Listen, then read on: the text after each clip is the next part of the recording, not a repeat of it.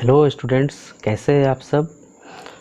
उम्मीद करता हूँ आप लोग सब अच्छे से होंगे। तो चलिए आज हम करंट इलेक्ट्रिसिटी का एक नया टॉपिक स्टार्ट करने जा रहे हैं, जिसका टॉपिक है किर्चॉफ्स लॉ।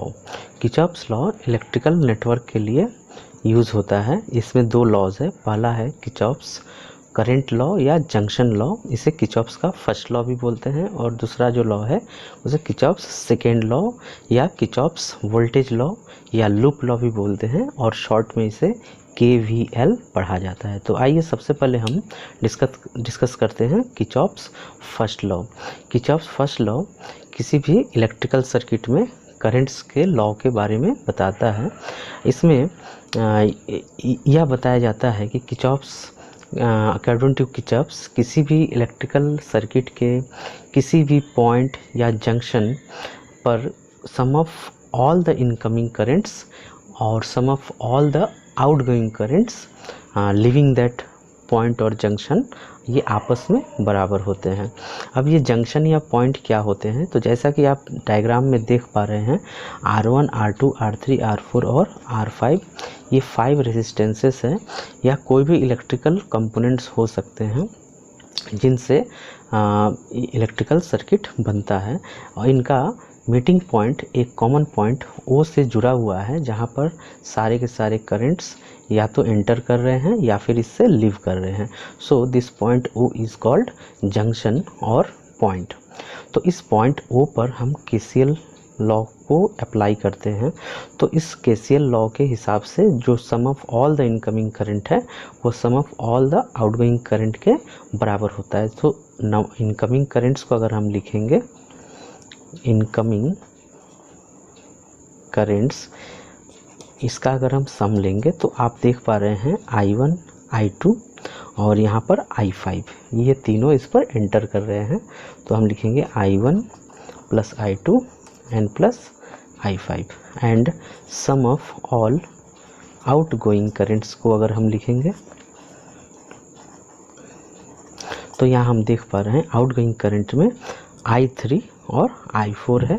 तो हमने लिखा I3 plus I4। So according to KCL I1 plus I2 plus I5 is equal to I3 plus I4। That is sigma I incoming is equal to sigma I outgoing currents. अगर हम इसे इस तरह से लिखें, I1 plus I2 minus I3 minus I4 and plus I5, that should be equal to 0। That means अगर हम इसे लिखें sigma I is equal to 0, तो इस तरह से हमें KCL का एक दूसरा डेफिनेशन भी मिल सकता है। यानी इसे हम दूसरे तरीके से डिफाइन कर सकते हैं, algebraic sum of all the currents in an electrical circuit meeting at a point is 0। तो इस तरह से हमने KCL लॉ को अच्छे से समझ लिया है। यहाँ पर ध्यान देने वाली बात यह है कि जब हम algebraic sum of all the currents in a electrical circuits meeting at point is 0 sigma I is equal to 0 लिखेंगे, तो यहाँ पर हमें साइन कन्वेंशन लेना होगा। तो साइन कन्वेंशन हमें ये मानना होगा कि जो भी इनकमिंग करंट है इसको अगर हम पॉजिटिव लेते हैं तो टोटल आउटगोइंग करंट को हमें नेगेटिव लेना होगा। इसमें नोट करने वाली बात यह है कि KCL का जो लॉ है यह कंजर्वेशन ऑफ चार्जेस पर आधारित लॉ है। यानी कंजर्वेशन ऑफ चार्ज का मतलब यह है कि इस सर्किट के किसी भी पॉइंट या जंक्शन पर जो नेट चार्ज होता है वो कंजर्व रहता है। यानी कि जो चार्ज इस जंक्शन से एंटर करता है उतना ही चार्ज इस जंक्शन से लीव भी करता है। यानी no charge accumulated at the junction or a point in a circuit. So this law is also called conservation of charges. This is the most important point of KCL. अब आइए हम Kirchhoff's second law यानी Kirchhoff's loop law के बारे में जानते हैं। इसे किर्चॉफ्स वोल्टेज लॉ या शॉर्ट में KVL से भी लिखा जाता है। KVL का डिफिनीशन होता है कि किसी भी क्लोज इलेक्ट्रिकल सर्किट में जो भी इलेक्ट्रिकल कंपोनेंट होते हैं उनके चलते जितने भी पोटेंशियल ड्रॉप्स होते हैं और जो भी सेल लगे रहते हैं तो उनका भी जो EMF होता है सबका अलजेब्राइक सम 0 होता है। इसे शॉर्ट में sigma delta V is equal to 0 से लिखते हैं। किर्चॉफ्स सेकेंड लॉ को समझने के लिए अप्लाई करने के लिए सबसे पहले हम साइन कन्वेंशन को समझते हैं। तो यहाँ पर कंडीशंस दिए हुए हैं जिसमें रेजिस्टेंस और सेल को अलग अलग साइन कन्वेंशन के लिए यूज़ किया गया है। तो सबसे पहले हम बात करते हैं इस रेजिस्टेंस में जहाँ करंट A से B एंड की ओर फ्लो कर रहा है। तो इस कंडीशन में जब करंट फ्लो के डायरेक्शन में हम रेजिस्टेंस को लेते हैं तो इन दोनों के बीच का जो पोटेंशियल डिफरेंस है delta V is equal to negative लिया जाता है। यानी IR तो पोटेंशियल ड्रॉप होगा ही बट इसका साइन हम नेगेटिव लेते हैं। उसी तरह जब करंट फ्लो के डायरेक्शन को रेजिस्टेंस में B से A की ओर लेते हैं यानी हमारा जो कन्वेंशन है इसमें करंट के डायरेक्शन को रिवर्स कर देते हैं तो इस कंडीशन में B और A के बीच का जो पोटेंशियल ड्रॉप है इसे हम पॉजिटिव लेते हैं। इसी तरह जब हम सेल की बात करते हैं तो यहाँ आप देख पा रहे हैं अगर हम A से B की ओर कन्वेंशनल करंट के डायरेक्शन में चलते हैं तो सेल के हिसाब से हम नेगेटिव से पॉजिटिव टर्मिनल की ओर बढ़ते हैं। इस कंडीशन में A से B की बीच का जो पोटेंशियल ड्रॉप होगा दैट इज़ हायर पोटेंशियल यानी पॉजिटिव E के बराबर होगा। और जब हम A से B की ओर कन्वेंशनली चलेंगे बट हमें सेल का जो पोलैरिटी है वह यहाँ पर चेंज मिल रहा है यानी हम पॉजिटिव से निगेटिव की ओर बढ़ रहे हैं यानी फॉल इन पोटेंशियल हो रहा है। दैट मीन्स डेल्टा V का वैल्यू नेगेटिव होगा यानी that is equal to -E होगा। तो इस तरह से इस साइन कन्वेंशन का यूज़ हम लोग किर्चॉफ्स सेकेंड लॉ में यूज़ करते हैं। तो आइए अब हम किर्चॉफ्स वोल्टेज लॉ को एक इलेक्ट्रिकल सर्किट से समझते हैं। यहाँ पर एक इलेक्ट्रिकल सर्किट आपको दिखाया गया है जिसमें दो सेल E1 और E2 EMF को जोड़ा गया है और तीन रेजिस्टेंसेस R1, R2, R3 को इनके साथ जोड़ा गया है। तो आप देख पा रहे हैं यहाँ पर दो क्लोज्ड लूप बन पा रहे हैं। एक लूप को हमने फर्स्ट नेमिंग कर दिया और दूसरे को हमने सेकेंड नेमिंग कर दिया। अब इन दोनों लूपों में हम किर्चॉफ्स सेकेंड लॉ को पारी पारी से अप्लाई करेंगे। हम करंट का डायरेक्शन किसी भी लूप में किसी भी डायरेक्शन में मान सकते हैं बट सुविधा के लिए हम जो पोलैरिटी है उसी के हिसाब से करंट का डायरेक्शन लिखते हैं। तो यहाँ आप देख पा रहे हैं E1 से इस तरफ करंट का डायरेक्शन होगा क्योंकि करंट यहाँ से निकलेगा और E2 से करंट इस तरफ इस डायरेक्शन में होगा।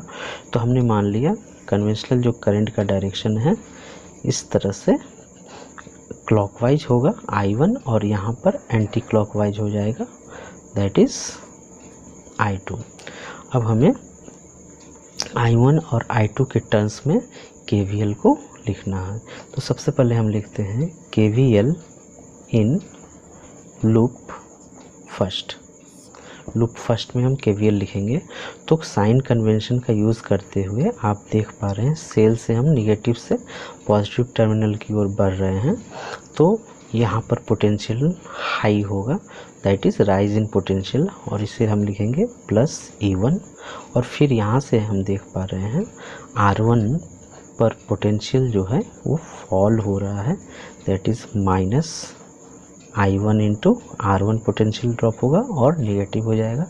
फिर आप देख पा रहे हैं I1 भी इस पर इंटर कर रहा है R3 में और I2 भी इंटर कर रहा है। तो टोटल I1 प्लस I2 यहाँ पर एंटर कर रहा है करंट, बट पोटेंशियल जो है वो डिक्रीज हो रहा है, फॉल हो रहा है, that is minus I1 plus I2 and into R3।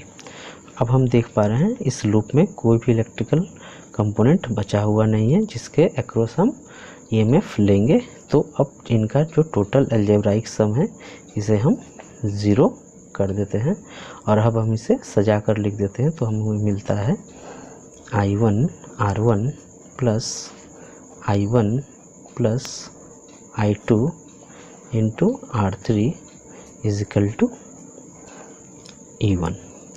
तो यहाँ पर हमें मिल जा रहा है I1 into R1 plus R3 plus I2 into R3 that is equal to E1। This is equation first.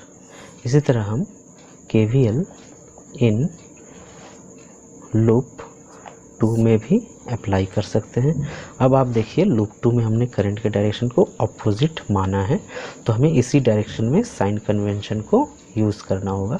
तो using sign convention we find plus E2